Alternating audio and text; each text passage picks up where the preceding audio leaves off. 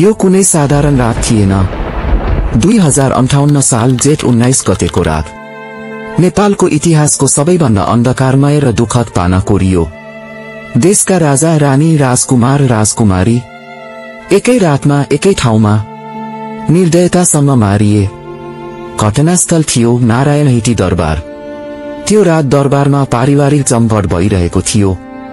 राजा वीरेन्द्र, रानी ऐश्वर्या, राजकुमार दीपेन्द्र, राजकुमारी श्रुति सहित अन्य सदस्यहरू सँगै बसेका थिए।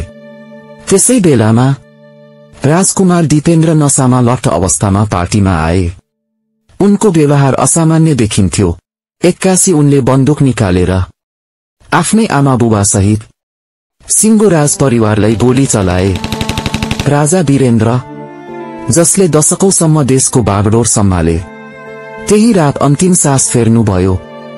रानी ऐश्वर्या, राजकुमार निराजन, राजकुमारी श्रुति सबैलाई उनले निशाना बनाए।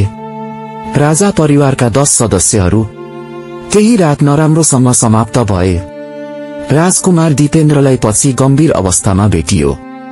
3 दिनपछि उनी पनि मृत घोषित गरिए। तर अझै यो घटनाको सत्यता पुरै खुलेको छैन। कसले वास्तविक रूपमा योजना बनायो? के दीपेन्द्र एक्लै दोषी थिए? के यो राजनैतिक षड्यन्त्र थियो? नेपालवासीहरू अझै उत्तर खोजिरहेका छन्। यो रहस्य आजसम्म पुरै खुलेको छैन।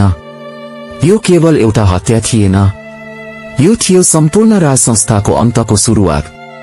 नेपालको हजारौं वर्ष पुरानो राजतन्त्र केही वर्षमै ढलेको थियो। स्मरण रहोस्, हामीले यो घटनाबाट सिक्नुपर्छ।